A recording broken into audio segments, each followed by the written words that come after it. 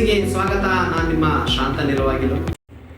ರಾಷ್ಟ್ರೀಯ ಹಬ್ಬಗಳ ಆಚರಣಾ ಸಮಿತಿ ವತಿಯಿಂದ 78ನೇ ಸ್ವಾತಂತ್ರ್ಯ ದಿನಾಚರಣೆಯನ್ನು ತಾಲೂಕು ಕ್ರೀಡಾಂಗಣದಲ್ಲಿ ಅದ್ದೂರಿಯಾಗಿ ಆಯೋಜಿಸಲಾಗಿತ್ತು.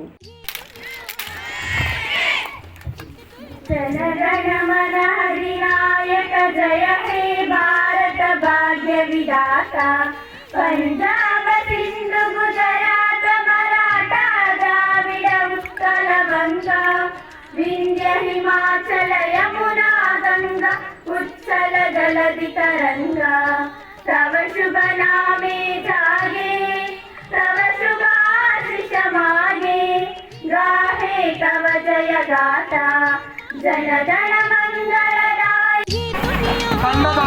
ನಾಯಕ ಕಾರ್ತಿಕ್ ಇವರ ನಾಯಕತ್ವದಲ್ಲಿ ರಾಷ್ಟ್ರಧ್ವಜಕ್ಕೆ ಧ್ವಜಗೌರವರೊಂದಿಗೆ ಮುಂದೆ ಸಾಗುತ್ತಿದ್ದಾರೆ.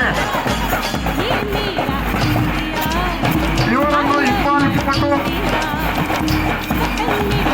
ನೂತನ ಹಿರಿಯ ಪ್ರಾಥಮಿಕ ಸೇವಾದಳ ತಂಡ ಆಗಮಿಸಿದ್ದು ತಂಡದ ನಾಯಕ ಕಾರ್ತಿಕ್ ಇವರ ನಾಯಕತ್ವದಲ್ಲಿ ರಾಷ್ಟ್ರಧ್ವಜಕ್ಕೆ ಧ್ವಜಗೌರವ ರಕ್ಷೆಯೊಂದಿಗೆ ಮುಂದೆ ಸಾಗುತ್ತಿದ್ದಾರೆ. ಬೆಂಚಿಕೊಂಡು ಸರ್ಕಾರಿ ಪದವಿ ಪೂರ್ವ ಕಾಲೇಜು ತಂಡ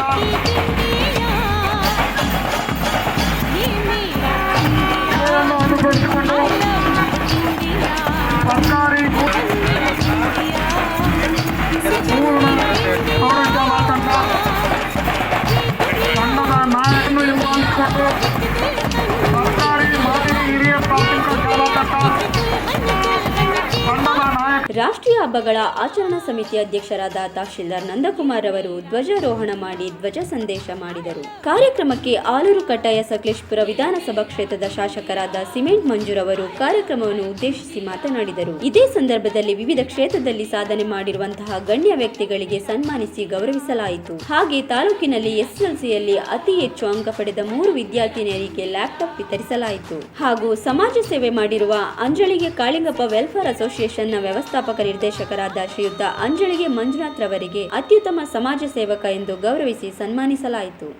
ಏಕೆಂದರೆ ಭಾರತ ದೇಶ ಬ್ರಿಟಿಷರ ದಾಸ್ಯದಿಂದ ಮುಕ್ತಿಯನ್ನು ಸ್ವಾತಂತ್ರ್ಯವನ್ನು ಪಡೆದುಕೊಂಡ ಈ ಹಾಗೂ ಅಮೃತ ಘಟ್ಟದಲ್ಲಿ ಇಂದು 78ನೇ ಸ್ವಾತಂತ್ರ್ಯೋತ್ಸವದ ಸಂಭ್ರಮ ಸಡಗರದಲ್ಲಿದ್ದೇವೆ. ಇದರಿಂದ ಭಾರತ ದೇಶದಲ್ಲಿದೆ. ನಾನು ನಿಮಗೆ ಕಳಕಳಿಯ ಮನವಿ ಮಾಡೋದು ಇಷ್ಟೇ, ತಂದೆ ತಾಯಿಗಳು ಕಷ್ಟಪಟ್ಟು ತಮಗೆ ಉತ್ತಮ ವಿದ್ಯೆಯನ್ನು ಕೊಡ್ತಾರೆ. ತಮ್ಮ ಶಿಕ್ಷಕರು ಕೂಡ ಸರ್ಕಾರಿ ಶಾಲೆಯಾಗಿ ಯಾವುದೇ ಶಾಲೆಯಲ್ಲಿ ಕೂಡ ತನ್ನ ಸ್ಥಾನವನ್ನು ಉತ್ತಮ ರೀತಿಯಲ್ಲಿ ನಿಭಾಯಿಸ್ತಾ ಇದ್ದಾರೆ. ಈ ಸಂದರ್ಭದಲ್ಲಿ ಹೇಳ್ತಾ ತಾವು ತಂದೆ ತಾಯಿಗಳು ಕಷ್ಟಪಡ್ತಾರೆ, ತಾವು ಕಲಿತಕ್ಕಂಥ ಶಾಲೆಯಲ್ಲಿ ಉತ್ತಮ ರೀತಿಯ ಶಿಕ್ಷಣವನ್ನು ಪಡೆದು ಈ ದೇಶಕ್ಕೆ ಒಂದು ಉತ್ತಮ ಆಸ್ತಿ ಆಗಬೇಕು ಅಂತೇಳಿ ಸಂದರ್ಭದಲ್ಲಿ ಹೇಳ್ತಾ ಈ ಭಾಗದಲ್ಲಿ ಹಲವಾರು ಅಭಿವೃದ್ಧಿ